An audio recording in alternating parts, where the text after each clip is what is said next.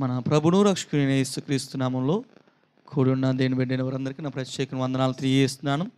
దేవుడు గడిచిన కాలం అంతటా, గడిచిన నెల అంతటా దేవుడు తన కృపతో దేవుడు మనల్ని నడిపిస్తూ తన ఆత్మచేత ఆత్మ కార్యాలు దేవుడు జరిగిస్తూ వస్తున్నాడు. సెప్టెంబర్ నెలలో దేవుని సన్నిధానంలో ఉండడానికి దేవుడు తన కృపను చూపిస్తూ దేవుడు మనల్ని ముందుకు నడిపిస్తాడు. ఈరోజు రాజుల గురించి మనం నేర్చుకుందాం. ఇజ్రాయెల్ ప్రజల్ని విడిపోక మునుపు ముగ్గురు రాజులు వారిని పరిపాలించారు. ఒక రాజు ఏమో సౌలు, రెండో రాజు ఏమో దావీదు, మూడో రాజు సొలొమోను. ఈ ముగ్గురు రాజులు పరిపాలించినప్పుడు రాజ్యం ఎప్పుడూ విడిపోలేదు. కానీ నాలుగవ రాజు వచ్చినప్పుడు రాజ్యము లేకపోతే విడిపోయినట్టుగా మనం చూడగలుగుతాం. రెండు రాజ్యాలుగా మార్చబడినాయి ఇజ్రాయెల్ ప్రజలు. ఒకటేమో ఇజ్రాయెల్ ప్రజలు అందరూ ఒక 10 గోత్రాలు ఒకవైపు, 2 గోత్రాలు ఒకవైపు అయిపోయినాయి.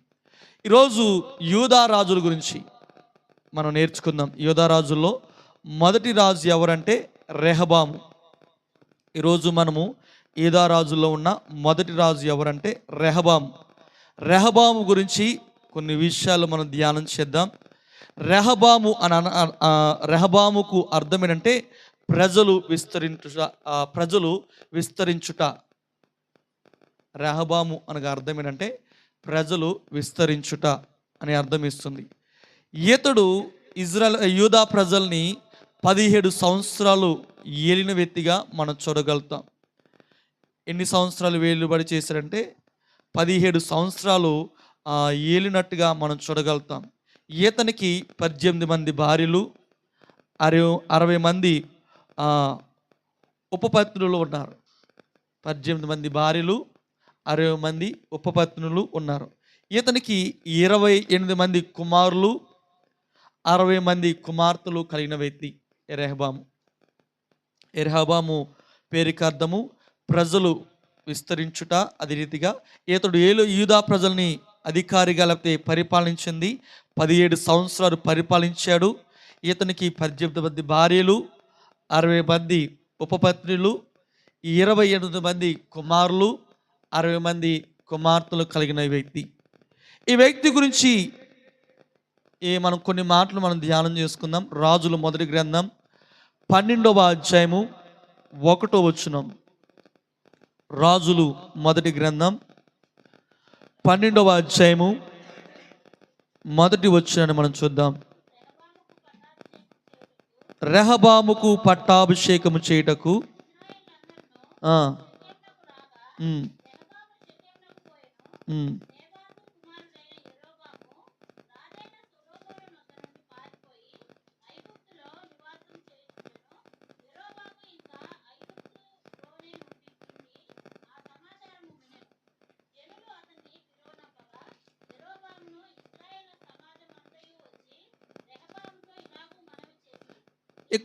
చాలా ఇక్కడ మనం చదువుకున్న మాట మనం చూస్తే కనుక ఈ రాజుల మొదటి గ్రంథము 12వ అధ్యాయము 1వ వచనంలో మనం చదువుకున్న మాట అంటే రెహబాము పట్టాభిషేకము చేయుటకు ఇజ్రాయెల్ అందరూ షెకెమునకు రాగా రెహబాము షెకెమునకు పోయెను. ఇక్కడ సొలొమోను చనిపోయిన తర్వాత రాజుగా పట్టాభిషేకం చేయటానికి రెహబామును ఏర్పాటు చేసుకుని అయితే రాజులుగా చేయడానికి పట్టాభిషేకం చేయడానికి షెకెముకు లేకపోతే ఆ ప్రాంతానికి వెళ్ళటం ప్రారంభించారు. రాజుగా ఎలా అయ్యాడు అంటే సొలొమోను యొక్క కుమారుడు కాబట్టి ఏమయ్యాడు రాజుగా పట్టం. తన తర్వాత రాజు ఎవరు అవ్వాలి అని అనుకుని చూస్తే కనుక సొలొమోను తర్వాత ఉన్న 2 కుమారులు చనిపోయారు. నేను చెప్పాలంటే సొలొమోను తర్వాత రాజుగా అయింది రెహబాము. ఈ రెహబాము ఏలుబడేసేసరికి మొట్టమొదటిగా పట్టాభిషేకం జరిగింది. అయిన తర్వాత రెండోదిగా మనం చూస్తే కనుక 3వ వచనం నుండి 13వ వచనం వరకు మనం చూస్తే కనుక అక్కడ రెహబాము దగ్గరికి జనులందరూ వస్తారు. చదవండి.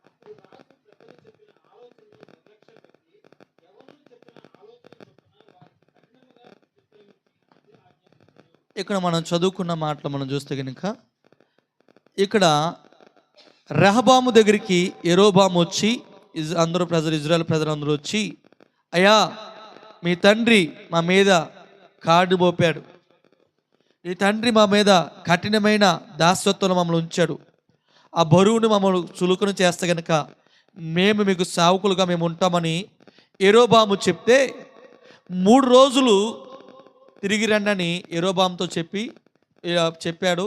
వెళ్ళిపోయిన తర్వాత రెహబాము ఏం చేస్తాడంటే తన తండ్రి దగ్గర ఉన్న ఆలోచనకర్తల దగ్గరికి వెళ్ళి చెప్పాడు ఈ విషయాన్ని. ఇజ్రాయెల్ ప్రజలందరూ నా దగ్గరికి వచ్చారు, వారికి ఏం చేయాలి అని అడిగితే ఆ పెద్దలందరూ చెప్పిన విషయం ఏంటంటే, అయ్యా వారు అడుగుతున్నది మంచిదే, నీ తండ్రి ఎంతో బాధ పెట్టాడు, కఠినమైన బానిసత్వం చేశారు, కాబట్టి నీవు చులకన చేస్తే వారు నీకు మంచిగా సహాయకులుగాను నీకు సేవ చేస్తారు అని చెప్తే, వీరి మాటను లెక్క చేయక ఏం చేస్తాడంటే తనకు వయస్సుకు సమానమైన వారి దగ్గరికి వెళ్ళి ఈ విషయాన్ని చెప్పాడంట. ఏమని? ఇదిగో నా దగ్గరికి యెరోబాము తన ప్రజలను తీసుకొచ్చాడు, వారు ఇలా చెప్పారు, నేనేం చేయాలి అని అంటే, ఆ వయసులో ఉన్నవారు చెప్పిన ఆలోచన అంటే, నా తండ్రి నా తండ్రి యొక్క చిటికిన తనకన్నా నా వేలు ఇంకా బరువుగా చేస్తాను, మిమ్మల్ని చమ్మకులతోనే కొట్టాడు కానీ నేను కొరడాలతో మిమ్మల్ని కొడతాను, ఇంకా నేను భారం ఎక్కువగా పెడతానని అక్కడ రాజు రెహబాము చెప్పడం ప్రారంభించాడు. ఇక్కడ మనం ఆలోచిస్తే కనుక ఇక్కడ నేను చెప్పే విషయం ఏంటంటే, ఇతడు ఎవరు కడుపులో పుట్టాడు అని అంటే సొలొమోను ఎవరు? జ్ఞానవంతుడు. అంటే నేను ఇక్కడ చెప్పే విషయం అంటే, జ్ఞానవంతుడు కడుపులో పుట్టిన అజ్ఞాని ఎవరి వ్యక్తి? జ్ఞానవంతుడు కడుపులో పుట్టిన అజ్ఞాని. ఇంక చెప్పాలంటే మతి లేనివాడు. ఎందుకో తెలుసా? జ్ఞానవంతుడు కుటుంబంలో పుట్టినవాడు ఎలా ఉండాలి? జ్ఞానవంతుడు కావాలి. కానీ ఏమేడో తెలుసా? జ్ఞానవంతుడు కడుపులో పుట్టి కూడా ఎవరి దగ్గరికి వెళ్తున్నాడంటే సామాన్యుల ప్రజల దగ్గరికి వెళ్ళి జ్ఞానాన్ని అడగడం ప్రారంభించాడు. అందుకని ఈ వ్యక్తి ఎలా అంటాడంటే జ్ఞానవంతుడే కానీ అజ్ఞానిగా ప్రవర్తించిన వ్యక్తి. జ్ఞానము కలిగిన వాడే కానీ మతి లేని వాడిగా మార్చబడ్డాడు. జ్ఞానము కలిగిన కుటుంబంలోనే పుట్టాడు కానీ జ్ఞానము కలిగిన లేకపోతే తండ్రి దగ్గరే పెరిగిన వ్యక్తే కానీ ఏం పొందుకోలేదు తెలుసా?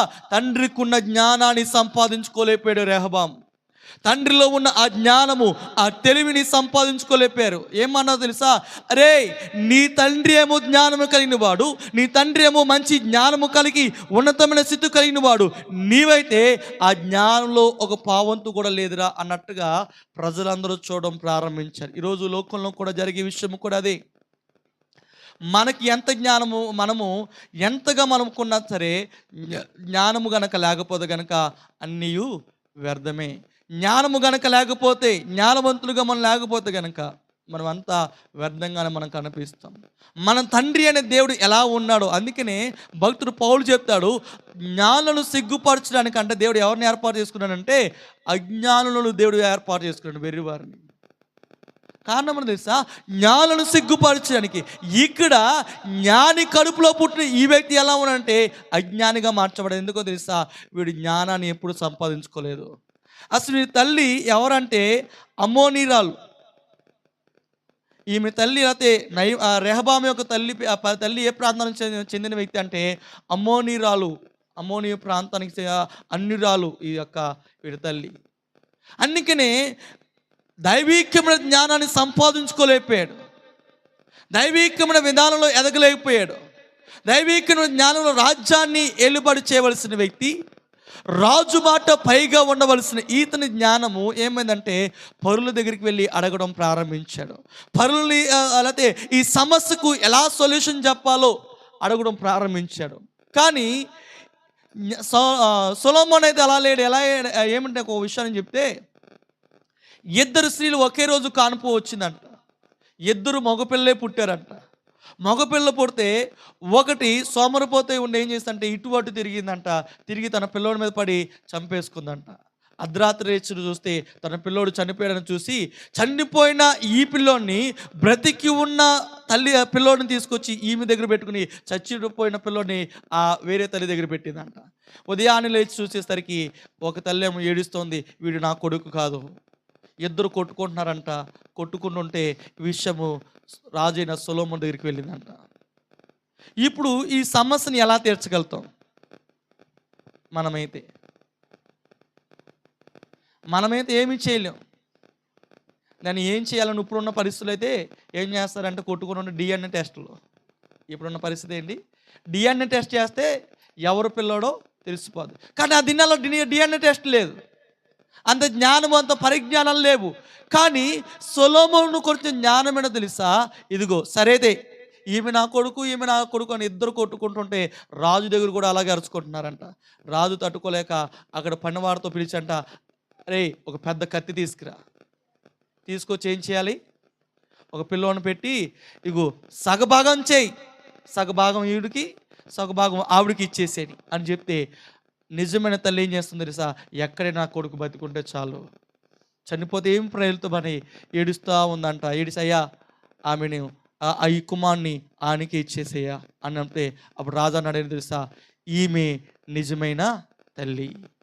అందరూ ఆ జ్ఞానాన్ని చూసి అక్కడున్న లేకపోతే శాస్త్రులే కావచ్చు, అక్కడ పరిజ్ఞానం కలిగిన వారు కావచ్చు, అందరూ ఆశ్చర్యపోయారంట. ఎందుకో తెలుసా?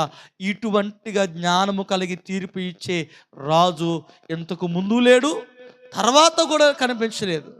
అంత జ్ఞానము కలిగి తీర్పు చూపించినప్పుడు అందరూ అంట రాజైన సొలొమోనుకి భయపడటం ప్రారంభించారంట. అటువంటి జ్ఞానము కలిగిన సొలొమోను కడుపులో పుట్టినవాడు మతి లేనివాడు, అజ్ఞాని అయిన రెహబాము పుట్టాడు.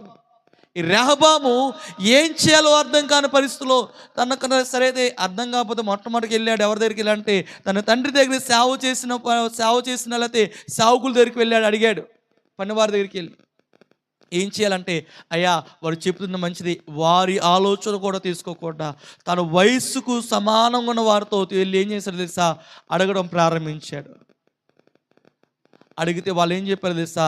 అయ్యా వారి కాడి ఇంకా బరువు చేయి అని చెప్తే, ఒక మాట చెప్తాను, చులకనగా చేయమని చెప్పినప్పుడు మనం ఏం చేయాలి?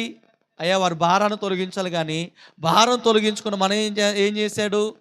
ఇంకెక్కువ భారాన్ని మోపింది. ఇప్పుడు ఏమైంది? ఒక మాట చెప్తాను, ఇక్కడ ఏం చెప్తానంటే పుండు మీద కారం జల్లినట్టుగా చేశాడు. ఏం చేశాడు? ఇప్పుడు వారికి గాయమైంది, గాయానికి ఏం చేయాలి? ఆయింట్మెంట్ రాయాలి. ఆయింట్మెంట్ రాయకుండా ఏం చేస్తారంట? కారము జల్లుతున్నారంట. అక్కడ మనం చూస్తున్నప్పుడు అక్కడ ఏం చేశారంటే ఈ రెహబాము కారము జల్లేసరికి ఏం చేసింది తెలుసా? సమస్యను పరిష్కారం చేయాలి. ఇంకోటి రెండో విషయం, ఇతనికి విషయం చెప్పే విషయం ఏంటంటే 7వ వచనం చూస్తే కనుక సమస్యను పరిష్కరించలేని వ్యక్తి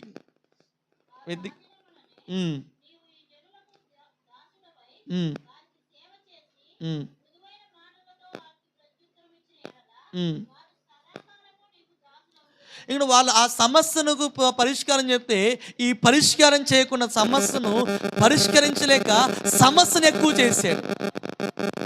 14 వచ్చిన మనం చూస్తే కనుక సమస్యను ఏం చేశారంటే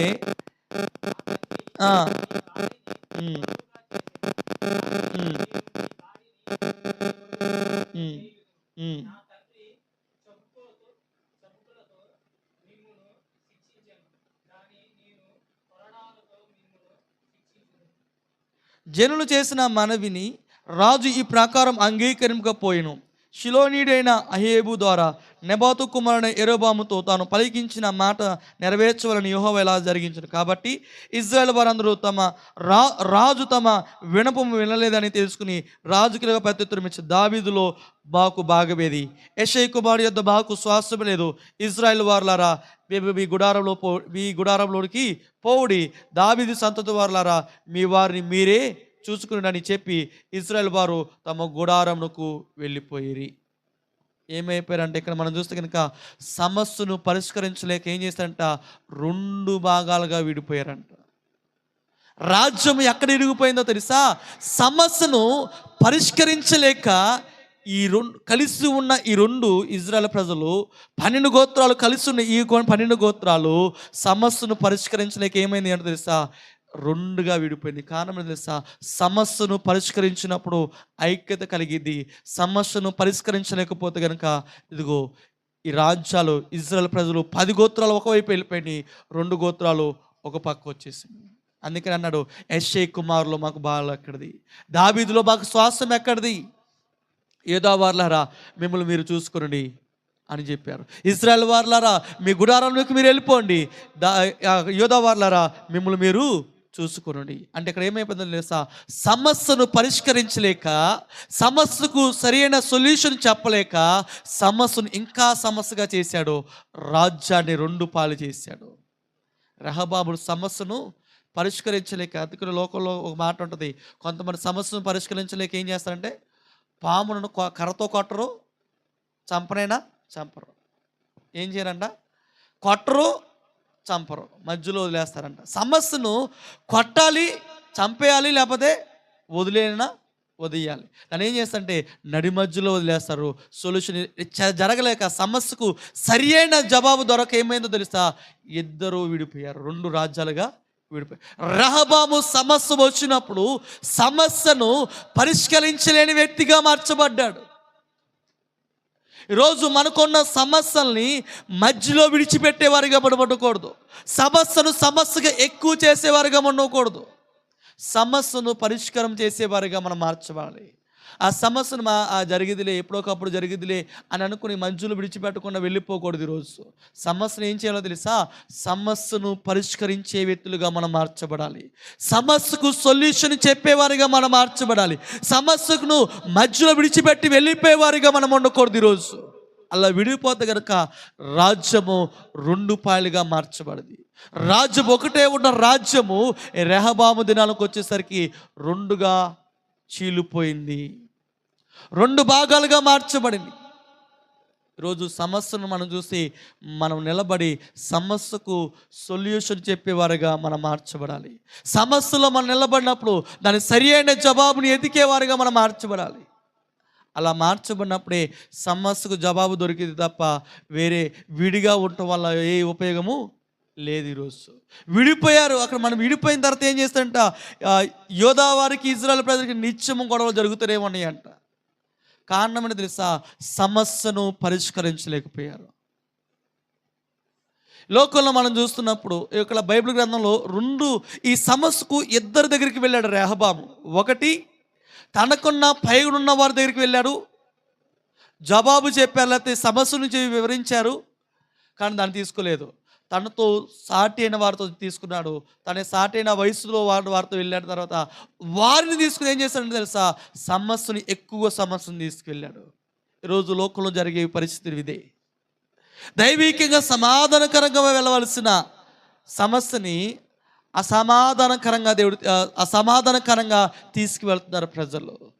మాకు సమాధానం వద్దండి, మాకు మేలు వద్దండి, సమాధానం వద్దు, సంతోషం వద్దు, సమాధానం మాకొద్దు, మాకు అసమాధానమే మాకు కావాలి, సమస్యే మాకు కావాలి. సమస్యను రెక్టిఫై చేసుకుంటున్నారు, సమస్యను ఎక్కువ చేసుకోవడం ప్రారంభిస్తున్నారు. ఈ రెహబాములాగా. రెహబాములో ఏ మంచి లేదు. తన పితరుడైన దావీదు చేసిన, తన తాతైన దావీదు చేసిన మంచి లక్షణాలు ఒక్కటి కూడా రెహబాములో లేవు. ఈ ఎప్పుడైతే రాజ్యం విడిపోయిందో ఒక గోడ కట్టేశాడంట, అడ్డుగా కట్టేసి ఇక్కడో దూడను అక్కడో ఒక దూడను పెట్టాడట. ఈ దూడను లేకపోతే బంగారంతో 2 దూడలు చేసి పూజించడం ప్రారంభించాడంట. ప్రజలందరినీ భ్రష్టులుగా మార్చేశాడు రెహబాము. సమస్యను మనం చూస్తున్నప్పుడు ఇక్కడ నేను చెప్పాను కదా, సమస్యను పరిష్కరించలేని వ్యక్తి. ఇంకోటి మనం చూస్తే కనుక 12వ అధ్యాయం 18వ వచనం మనం చూస్తే కనుక 18వ వచనం చూడండి.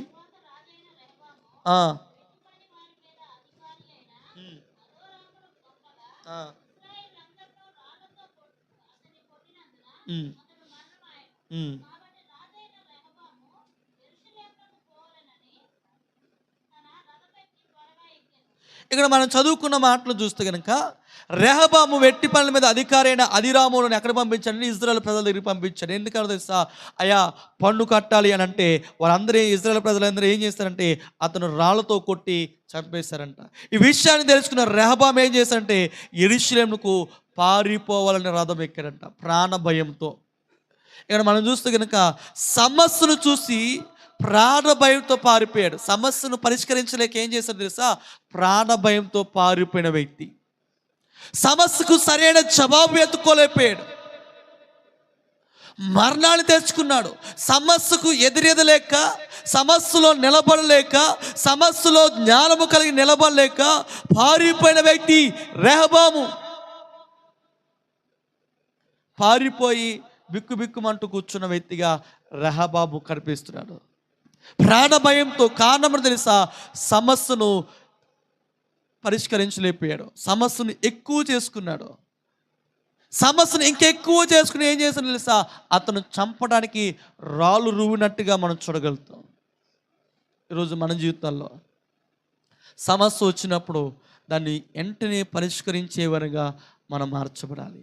మార్చబడకపోతే కనుక ఇంకా ఎక్కువగా ఆ సమస్య ఇంకా ఎక్కువ అయ్యడం ప్రారంభించింది.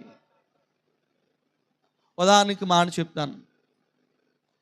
ఎవరికైనా పొరపాటున సరిగ్గా స్నానం చేయకపోయినా, లేకపోతే మంచిగా వస్త్రాలు లేకపోతే ఉతకపోయినా ఎలర్జీ వస్తూ ఉంటాయి.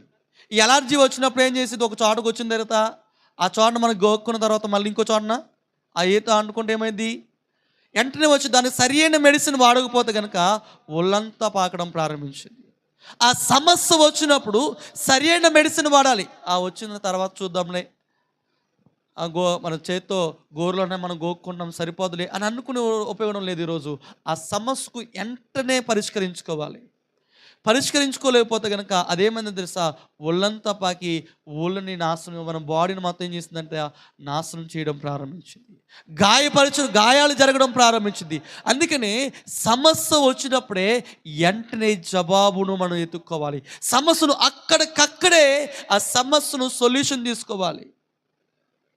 కొంతమంది కుటుంబాలు ఉంటాయి, ఎలా ఉంటాయో తెలుసా? సమస్యను విడిచిపెట్టగా ఒక సమస్య వెనకాల సమస్యను వెంటాడుకోవడం పెద్దలు ఉంటారు, మధ్యలోనే నిలబడతారు, వారే సమస్యగా మార్చబడతారు. పెద్దలుగా ఉండి ఏం చేస్తారో తెలుసా? ఎవరికి సమాధానం చెప్పరు. ఎందుకో పెద్దలు నాకు తెలియదు. పేరుకే పెద్దలు, పేరుకే జ్ఞానవంతులు. మేమే మా కులానికి పెద్ద అండి, మా కులానికి మేమే పెద్ద అండి, మా జాతికి మేమే పెద్ద అని అంటుంటారు. ఏ సమస్య వచ్చినప్పుడు మధ్యలో పరిష్కరించలేరు వీళ్ళు. ఇలాంటి వారు ఆ జాతిలో జ్ఞానవంతులుగా ఉండటమే వ్యర్థం. ఇంకా సమస్యను పరిష్కరించలేని వాడు అసలు మనిషే కాదు చెప్పాలంటే. పెద్దండి, నేను పెద్దండి తీసుకురండి అని ఏం చేస్తారంటే ఆ తొల్ల కొడుతుంటారు, మీసాలు మెల్లి తిప్పుతూ ఉంటారు. వీళ్ళు ఎలాంటి వారు అంటే రెహబాబు లాంటి వాళ్ళు. వీళ్ళు రెహబాబు సంతతి వారు. వీళ్ళు పైకేమో భక్తి బలువారుగా కనిపిస్తుంటారు, పైకి జ్ఞానవంతులుగా కనిపిస్తారు, కానీ రెహబాబు సంబంధికులు వీళ్ళు. పైకి పాట పాడవచ్చు, పైకి వాక్యం బోధించవచ్చు, పైకి ఏదైనా చేయవచ్చు, కానీ వీరు ఏంటంటే తెలుసా? సమస్యను పరిష్కరించలేని వారు వీళ్ళు. పైకి మేమే పెద్దవాళ్ళమండి మా జాతిలో అని చెప్తుంటారు, కానీ నేను బైబిల్ గ్రంథం సెలవిస్తుంది, సమస్యను ఎక్కువ చేసేవాడు రెహబాబు లాంటివాడు. సమస్యను చూసి పారిపోయేవాడు. మాట్లాడలేడు. ఎదురు కనిపించిన ఎవరైనా మనం ఎదురుగా కనిపించామనుకోండి, తలదించుకుని వెళ్ళిపోతాడు. ఎందుకో తెలుసా? రెహబామాడు. రెహబాం ఏం చేశాడు? అక్కడ ప్రజలు రాగానే రాళ్ళతో కొట్టుతుంటే రథమెక్కి యెరూషలేముకు పారిపోయాడు. రోజు మనం సమస్యను ఎదురీదే వారిగా ఉండాలి తప్ప మనము దేనికి భయపడక్కలేదు. ఈరోజు పారిపోవడం కాదు సొల్యూషను. మాట్లాడలేడు మన జీవితంలో, మన ఎదురుగా. ఎందుకో తెలుసా? సమస్యను ఎక్కువ చేశాడు కాబట్టి, సమస్యను పరిష్కరించలేకపోయాడు కాబట్టి మనతో ప్రేమతో మాట్లాడలేరు, పలకరించలేరు. ఎందుకో తెలుసా? వారు సమస్యను ఎక్కువగా చేశారు. ఈరోజు నేను చెప్తాను, సమస్యను పరిష్కరించే వారిగా మనం మార్చబడాలి. ఈరోజు సమస్య రాగానే దానికి వెంటనే సమస్యను ఇదిగో ఈ మాటను బట్టు లేకపోతే చేతను బట్టు పరిష్కరించుకోవాలి. పరిష్కరిస్తేనే ఆ సమాధానంగా మార్చబడింది. అసమాధానం అనేది ఏలుబడి చేయకూడదు. ఈరోజు ఈ బల్లారాధనలో మనం పాల్పడుతున్న మనలో అసమాధానం మనం ఉండకూడదు. సమాధానం కలిగిన వారుగా మనం మార్చబడాలి.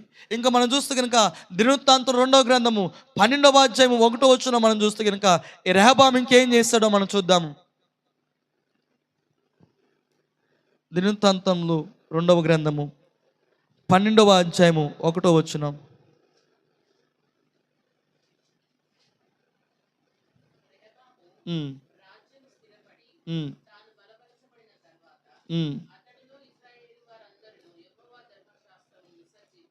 ఇక్కడ ఏమైందంటే ఎప్పుడైతే స్థిరపరచబడ్డాడో, ఎప్పుడైతే తన రాజ్యం స్థిరపరచబడ్డాడో ఏమైందో తెలుసా, ధర్మశాస్త్రాన్ని విడిచిపెట్టేశాడు, విసర్జించాడు. చెప్పాలంటే దేవుణ్ణి విడిచిపెట్టేశాడు, దేవుని పద్ధతిని విడిచిపెట్టేశాడు, దేవుని ఆజ్ఞను విడిచిపెట్టేశాడు. ఎప్పుడో తెలుసా, స్థిరపరచబడిన తర్వాత. దేవుడు అతను స్థిరపరిచిన తర్వాత ధర్మశాస్త్రాన్ని విడిచిపెట్టేశాడు, విసర్జించాడు. చెప్పాలంటే దేవుడు అన్నీ ఇచ్చిన తర్వాత, అన్నీ మాకున్నాయి మాకేంటి అని అనుకున్న వారు లేకపోలేదు. వాళ్ళు ఏంటో తెలుసా, ధర్మశాస్త్రం, దేవుని యొక్క ఆజ్ఞలను, దేవుణ్ణి సన్నిధానాన్ని విడిచిపెట్టిన వారు లేకపోలేదు. విసర్జించిన తర్వాత ఏం జరిగిందంటే, ఇక్కడ విషయంలో మనం చూస్తే కనుక ఐగుప్తు రాజు రెహబాము మీదకి యుద్ధం చేయడానికి వచ్చాడంట. ఎందుకు వచ్చాడు రెహబాము మీద కంటే, అతడు దేవుణ్ణి విడిచిపెట్టేశాడు. తన రాజ్యం స్థిరపరిచిన తర్వాత ఎవరి జీవితం దేవుని విడిచిపెడతారో వారిలోకి యుద్ధం రావడం ప్రారంభించింది. దేవుని సన్నిధానాన్ని ఎవరైతే విడిచిపెడతారో వారిలో సమస్యలు రావడం ప్రారంభిస్తాయి. ఎవరైతే దేవునికి దూరం అవుతారో వారిలోకి అనేకమైన సమస్యలు ఒకదాని వెనకాల రావడం ప్రారంభించింది. ఎందుకో తెలుసా, రెహబాములాగా మనం దేవుని సన్నిధానానికి దూరము కాకూడదు. దేవుడు అన్నీ చేస్తాడండి. దేవుడు ఏం చేశాడంట, ధర్మశాస్త్రాన్ని విసర్జించాడు. ఈ విషయాన్ని ప్రవక్త వచ్చి చెప్పగానే, అయ్యా తాను ఏం చేశాడంటే వచ్చి మనం చూస్తే కనుక ఈ 12వ అధ్యాయం 5వ వచనం కానీ 7వ వచనం మనం చూస్తే కనుక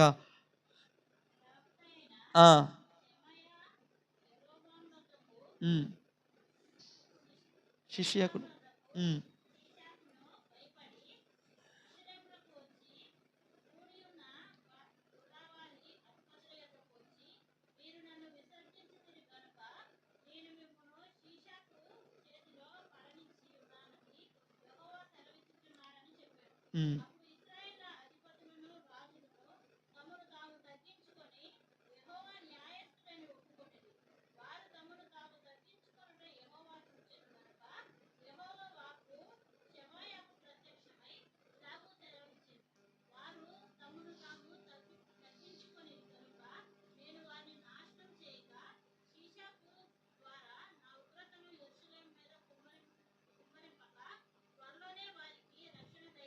ఇక్కడ మనం చూస్తే కనుక ప్రవక్త దగ్గరికి వచ్చి ప్రవక్తతో దేవుడు మాట్లాడుతాం, ఇదిగో వీరు నన్ను విసర్జించారు కాబట్టి ఈ వ్యక్తి మీదకి ఏం చేస్తుందంటే యుద్ధము రాబోతుంది, నేను వారి మీదకి ఏం చేయను. చివరి మాట ఏం చెప్తున్నానంటే, నా ఉగ్రతను షీషాకు ద్వారా నా ఉగ్రతను యెరూషలేము మీద కుమ్మరింపగా త్వరలోనే వారికి రక్షణ కలగజేస్తారు. అంటే ఇప్పుడు చివరికి ఏం చేస్తారంటే తమను తామును తగ్గించుకుంటే, ఇప్పుడు మనం ఏం చేయవలసిన పని అంటే మనల్ని మనం తగ్గించుకుని మనం ప్రార్థన చేస్తున్నప్పుడు, మనల్ని మనం లోబడి మనం ఉన్నప్పుడు దేవుడు ఏం చేస్తాడో తెలుసా, వచ్చిన ఆ ఉగ్రతను ఏం చేస్తాడో తెలుసా, వెంటనే ఆ ఉగ్రత ఉంటుంది, త్వరలోనే అక్కడ రాయబడిన మాటలని త్వరలోనే రక్షణ కలుగును.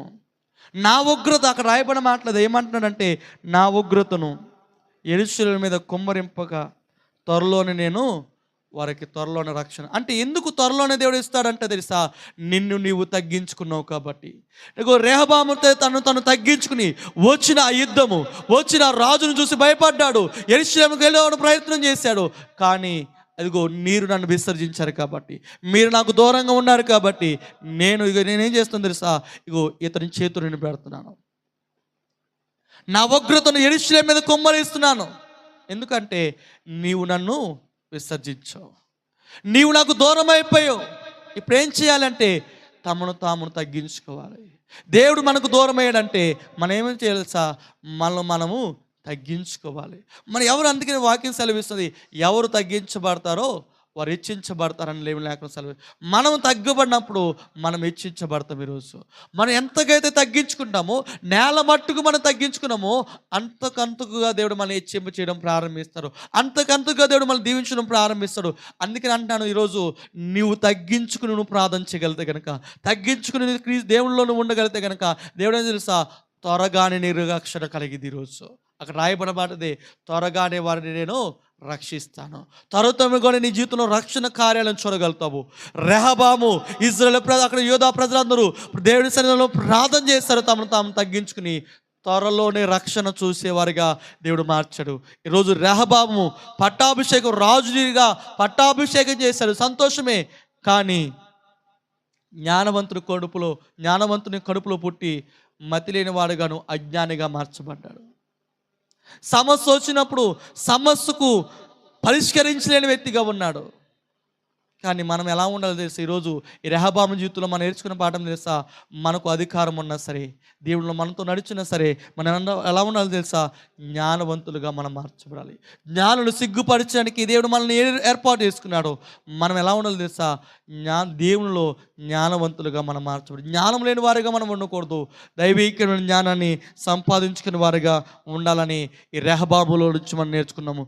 మూడవదిగా మనం చూస్తున్నప్పుడు ఏమనంటే, సమస్యను పరిష్కరించే వారిగా మనం మార్చబడాలి. ఈ యొక్క రెహబాము సమస్య వచ్చినప్పుడు పరిష్కరించలేని వాడిగా లేడు. ఏం చేస్తాడు? సమస్యను ఎక్కువ చేశాడు. కానీ మనం ఏం చేయాలని అంటున్నాడంటే, సమస్యను వెంటనే పరిష్కరించాలని దేవుడు మనతో మాట్లాడతాడు. సమస్య వచ్చినప్పుడు, శోధన వచ్చినప్పుడు, బాధలు వచ్చినప్పుడు ఆ బాధలు ఎలాగ బయటికి వెళ్ళాలో ఆలోచించి మనం నిర్ణయం తీసుకోవాలి. సామెతలో చెప్తాడు, ఏమంటారు తెలుసా? ఆలోచనకర్తలు అనేక మంది ఉండటము మంచిది అంటాడు. ఆలోచన చెప్పేవారు ఉండడం మంచిది. అందుకని సరైన ఆలోచన మనము తీసుకుని వెళ్ళే వారంగా మనం ఉండాలి. రెహబాము తనకన్నా పై వయసులో ఉన్నవారిని అడిగాడు, తనతో వయసుతో సమానంలో వారిని అడిగాడు. ఏది తీసుకోవాలో, ఏ ఆలోచన తీసుకోవాలో అర్థం కాని పరిస్థితి ఏం చేశాడు తెలుసా? సమస్యను ఎక్కువ చేసేదాన్ని తీసుకున్నాడు. సమస్యను ఎక్కువ అవడం ప్రారంభించింది తెలుసా? సమస్యను చూసి ప్రాణ భయంతో పారిపోయిన వ్యక్తిగా మనం చూస్తాం. సమస్యను పరిష్కరిస్తే ప్రాణ భయం నీకు రాదు. ఈరోజు దేనికి మనం భయపడుతున్నామంటే సమస్యను మనం పరిష్కరించలేకపోయాం. ఉన్నవారు చాలామంది సమస్యను పరిష్కరించలేరు. కానీ దైవికంగా, క్రైస్తవుడుగా, ఒక విశ్వాసిగా మనము ప్రార్థన చేస్తే కనుక సమస్యకు దేవుడు వెంటనే పరిష్కారము దేవుడు తెలియజేస్తాడు. అందుకనే బైబిల్ గ్రంథంలో యేసేపుని మనం చూసినప్పుడు రాజుకు కల వచ్చితే కలభావాన్ని ఎవరు వివరించలేకపోయారు, పరిష్కారం చెప్పలేకపోయారు. కానీ యేసేపు ఒక్కడే కళను పరిష్కారం చెప్పాడు, భావాన్ని చెప్పాడు. దానియేలు దీనితో మనం చూస్తే కనుక రెండు విషయాలు మనం చూస్తాం దానియేలులో. ఒకటేమో కళ్ళు మర్చిపోయాడు రాజు, కళ భావాన్ని చెప్పాడు దానియేలు. అదే రీతిగా కళ వచ్చింది రాజుకి, కళ భావాన్ని ఎవరు వివరించలేకపోతున్నారు. దానియేలు ఏం చేశాడు తెలుసా? దాన్ని వివరించే వ్యక్తిగా. సమస్యను వచ్చింది, ఆ సమస్యకు మతి లేని వారిగా రాజులు ఉంటే దానియేలు నిలబడ్డాడు, యేసేపు నిలబడ్డాడు. సమస్యకు పరిష్కారం నిలబెట్టేవారిగా ఉన్నాడు. మోషే ఇజ్రాయెల్ ప్రజలు నడిపిస్తున్నాడు. ఆ ప్రజల మధ్యలో వస్తున్న సమస్యను చూసి అరణ్యంలో నిలబడి ఒక్కడే న్యాయం తీస్తుంటే, ఒక్కడే అన్ని లక్షల ప్రజల మంది నిలబడితే మోషే ఒక్కడు నిలబడుతూ న్యాయం జరిగిస్తుంటే అతను మామ వచ్చి చెప్పాడు, ఏమన్నాడో తెలుసా? అయ్యా, ఇంతమందిని న్యాయం జరిగిస్తున్నావు, నువ్వు ఒక్కడిపైన న్యాయవంతుడు ఉండాలి. లేదు 50 మందిని ఒకరిని, 100 మందిని ఒకరిని, 1000 మందికి ఒకరిని, 10,000 మందికి ఒకరిని పెట్టు. అలా తీస్తే కనుక సరే, వారు ఒకవేళ ఆ పరిష్కారం చేయలేకపోతే కనుక నీ దగ్గరకు వస్తే కనుక నీవు సమస్యను సొల్యూషన్ వచ్చిందని చెప్పగానే మోషే ఏం చేశాడో తెలుసా? ఆ సమస్యకు వెంటనే సొల్యూషన్ దొరికింది. అంటే ఒకళ్ళు మనకి వచ్చిన సమస్యకు మంచి ఆలోచన చెప్పే వ్యక్తులు మనము ఉండాలి. మోషేకి ఆ సమస్యలు ప్రజలు నీరసం అవ్వకుండా, బలహీన కాకుండా మోషే మామ వచ్చి సరైన జవాబు చెప్పాడు. ఈరోజు మనము, అందుకని అన్నాను, ఈరోజు సమస్యల్లో ఆలోచన చెప్పేవారిగా ఒక క్రైస్తవుడుగా, ఒక విశ్వాసగా మనం ఉండాలి. అదే రీతిగా ఇక్కడ రెహబాము ఎలా ఉన్నాడంటే, దేవుని ధర్మశాస్త్రాన్ని విసర్జించిన అన్నీ ఉన్నాయి. అన్నీ వచ్చిన తర్వాత ఏమైనా తెలుసా? దేవుడు సరిదారాన్ని విసర్జించాడు, ధర్మశాస్త్రాన్ని దేవునికి దూరం అయిపోయాడు. ఏమైనా తెలుసా? షీషాము వచ్చి ఏం చేశాడంటే, ఐగుప్తు రాజు వచ్చి ఏం చేశాడంటే ఇజ్రాయెల్ ప్రజలందరినీ హతమార్చినట్టుగా యుద్ధం చేయడం ప్రారంభించాడు. అప్పుడు తమను తగ్గించుకుని ప్రార్థన చేయగానే దేవుడు ఏమని తెలుసా? తమను తగ్గించుకున్నారు కాబట్టి నా ఉగ్రతను యెరూషలేము మీద నేను కుమ్మరిస్తున్నాను. కానీ వెంటనే రక్షణ కలిగింది. త్వరితంగానే వెంటనే రక్షణ కలిగింది. శిక్ష వచ్చింది, వెంటనే రక్షణ కూడా వచ్చింది. ఎందుకు శిక్ష అంటే మనం అవిధేయులుగా ఉన్నాము, మనము దేవుని విసర్జించాం కాబట్టి శిక్ష వచ్చింది, రక్షణ వచ్చింది. దేవుడు ఎక్కడ సమస్య ఉందో అక్కడే దేవుడు జవాబు కూడా ఉంది ఈరోజు. అందుకని మనం జవాబు ఏంటంటే మనం తగ్గించుకుని మనం ప్రార్థన చేసుకున్నప్పుడు వెంటనే దేవుడు సమాధానం దేవుడు మనకు ఇస్తాడు. అట్టి కృప దేవుడు మనందరికీ దేవుడు మనకు అనుగ్రహించును గాక. ఒకటి, మనము జ్ఞానవంతులుగా మనం మార్చబడాలి. జ్ఞానవంతుడనే దేవునితో మనం ఉన్నాము, జ్ఞానవంతులుగా మనం మార్చబడాలి. రెండోదిగా, సమస్యను పరిష్కరించే వ్యక్తులుగా మార్చబడాలి. సమస్యను చూసి పారిపోయాక నిలబడే వారిగా ఉండాలి. అదే రీతిగా దేవుడి సన్నిధానాన్ని విసర్జించగా దేవుడితో దేవుడి సన్నిధానంలో నిలబడే వారికి ఉండాలి. ఒకవేళ కష్టం వచ్చినప్పుడు మనం తగ్గించుకొని మనం ప్రార్థన చేస్తే కనుక మళ్ళీ వెంటనే రక్షణ త్వరితముగానే దేవుడు మనకు అనుగ్రహిస్తాడు. అట్టి కృప దేవుడు మనందరికీ దేవుడు అనుగ్రహించునుగాక. మనమే జ్ఞానవంతులుగా మన ముందుముగాక, సమస్యను పరిష్కరించే వ్యక్తులుగా మన ముందుముగాక, దేవుడి సన్నిధానంలో మనం అనుభవించే దేవుని యొక్క రక్షణను అనుభవించే వారిగా మనం మార్చబడదుముగాక. మనం మోకరిద్దాం, ప్రార్థన చేసుకుందాం. దేవుడు విని వెంటనే మన జీవితంలో తన కృపను చూపిస్తూ, రెహబాము రాజు అయ్యాడు కానీ సరైన విధానంలో లేకుండా పోయాడు. జ్ఞాని అయిన సొలొమోను కుమారుడుగా పిలువబడ్డాడు కానీ సొలొమోనులో ఉన్న ఆ జ్ఞానం లేకుండా పోయాడు. మతి లేని వాడిగా ఉన్నాడు. ఈరోజు మనం అలా ఉండకూడదని దేవుడు మనతో మాట్లాడుతూ వచ్చాడు. మన దేవుడు గొప్ప దేవుడు, మన దేవుడు జ్ఞానవంతుడు. మన కొరకు ప్రాణం పెట్టాడు, మన కొరకు శిలువలో ప్రాణం పెట్టి రక్తము కార్చాడు. ఆయన శక్తివంతుడు, మరణపు ములును విరిచినవాడు ఆయనే. కాబట్టి ఆ జ్ఞానవంతుడైన దేవుని మనం ఆరాధిస్తున్నప్పుడు మతి లేని వారిగా కాకుండా జ్ఞానము కలిగిన వారుగాను, సమస్యను వచ్చినప్పుడు సమస్యను సొల్యూషన్ లేకపోతే సమస్యను పరిష్కరించేవారుగాను ఉండాలని దేవుడు మనతో మాట్లాడాడు. సమస్యను చూసి పారిపోయేవారుగా కాదు, సమస్యను ఎదురుదేవారుగాను మనం ఉండాలని దేవుడు మనతో మాట్లాడుతూ వచ్చాడు. రెహబాము దేవుని విసర్జించాడు, దేవునికి దూరం అయిపోయాడు. ఎప్పుడైతే ప్రవక్తను పంపించి ఎందుకు ఈ సమస్య, ఎందుకు యుద్ధము అని అంటే, మీరు దేవుని విసర్జించారు అందుకని యుద్ధము. ఒకవేళ దేవుని సన్నిధానానికి దూరం అయిపోయామేమో, ఒకవేళ మన జీవితంలో వచ్చిన వేదనకరమైన పరిస్థితులు అలుముకున్నాయేమో, అయ్యా నువ్వు తగ్గించుకుని నువ్వు మొరపెడితే తుదితముగానే వెంటనే నీకు రక్షణ కలిగింది. నువ్వు తగ్గించుకుని నువ్వు ప్రార్థన చేస్తే కనుక దేవుడు నీ ప్రార్థన దేవుడు ఆలకిస్తాడు. ఇద్దరు వ్యక్తులు దేవాలయానికి వెళ్ళారు. పరిసయ్యుడు సొంకరి వెళ్ళారు. ఈ పరిసయ్యుడు ప్రార్థన చేస్తాడు, అయ్యా నేను సోపులోడు జైలకెళ్ళోడు నీ 10వ భాగాన్ని ఇస్తాను, వారానికి 2 మార్లు ఉపవాసం ఉంటున్నాను అని ప్రార్థన చేస్తున్నాడు. కానీ ఈ శంకర్ అయితే ఆకాశం వైపు కళ్ళెత్తిన ధైర్యం చలకక ఇలా ప్రార్థన చేస్తున్నాడు, పాపినైనా నన్ను కరుణించు, నా పాపం చేత నేను నిలిచి ఉన్నానయ్యా అని తను తగ్గించుని ప్రార్థన చేస్తే ఈ ఇరువురు ప్రార్థనలో శంకరి ప్రార్థన దేవుడు ఆలకించాడు. నీవు తగ్గించుకుని ప్రార్థన చేయగలిగితే కనుక నీ ప్రార్థన దేవుడు ఆలకించి తుదితముగానే దేవుడు నీ జీవితంలో కార్యాలు దేవుడు జరిగిస్తాడు. నీ జీవితంలో మార్పు రావాలన్నా, నీ కుటుంబంలో మార్పు రావాలన్నా ఇదిగో జ్ఞానవంతుడిగా నువ్వు మార్చబడాలి, జ్ఞానవంతురాలుగా నువ్వు ఉండాలి. సమస్య నీ కుటుంబంలో వచ్చినప్పుడు పరిష్కరించేవారుగా మార్చబడాలి, పారిపోయేవారుగా కాదు. రెహబాములాగా దేవుడు విసర్జించేవారుగా మనం ఉండకూడదు. రెహబాములాగా తగ్గించుకొని మనం ప్రార్థన చేస్తే తుదితముగానే దేవుడు మనకు అనుగ్రహిస్తాడు. ప్రార్థన చేసుకుందాం.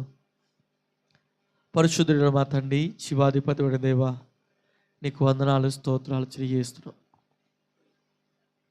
ఈ పునందానం కొడుకులో యూదారాజులో మొదటి రాజు అయిన రెహబాములో నుంచి మాతో మాట్లాడుతూ వచ్చారు. రెహబాము జ్ఞానవంతుడు కొడుకులో పుట్టిన మతి లేనివాడుగాను జ్ఞానం లేనివాడుగా ఉన్నాడు. కానీ మేమైతే జ్ఞానవంతులుగా ఉండాలని మీరు మాతో కోరారయ్యా. అటు జ్ఞానము నీ బిడ్డలకు మీరు అనుగ్రహించండి. సమస్య వచ్చినప్పుడు పరిష్కరించలేని రెహబాబుగా ఉన్నాడు, కానీ మేమైతే ఆ సమస్యను పరిష్కరించేవారిగా మేము ఉండే కృపను దయచేయండి. సమస్యను చూసి పారిపోయేవారిగా కాకుండా ఆ సమస్యను ఎదిరిదే వారికి ఉండే కృపను దయచేయండి. నీ సన్నిధానానికి విసర్జించకుండా, నీ సన్నిధానానికి దూరం కాకుండా నీ సన్నిధానంలో ఉండే భాగ్యాన్ని దయచేయండి. అదే రీతిగా తండ్రి, మమ్మల్ని తగ్గించుకుని ప్రార్థిస్తుండగా తొలిదొప్పు కాడై వెంటనే గొప్ప రక్షణ మాకు దయచేయండి. నీ బిడ్డలకు దయచేయండి. నీ కృపతో నడిపించండి.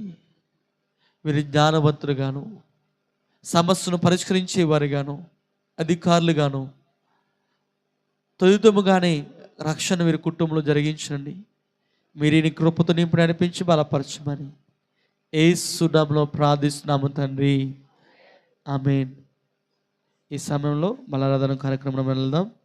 బైబిల్ గ్రంథం నుంచి కొరింథీ రాసిన మొదటి పత్రిక 11వ అధ్యాయము 23వ వచనం నుండి 32వ వచనం వరకు ఒకటి చదవలసిందిగా ప్రభుపేట మనం చేస్తున్నాను. కొరింథీ రాసిన మొదటి పత్రిక 11వ అధ్యాయము 23వ వచనం నుండి 32వ వచనం వరకు.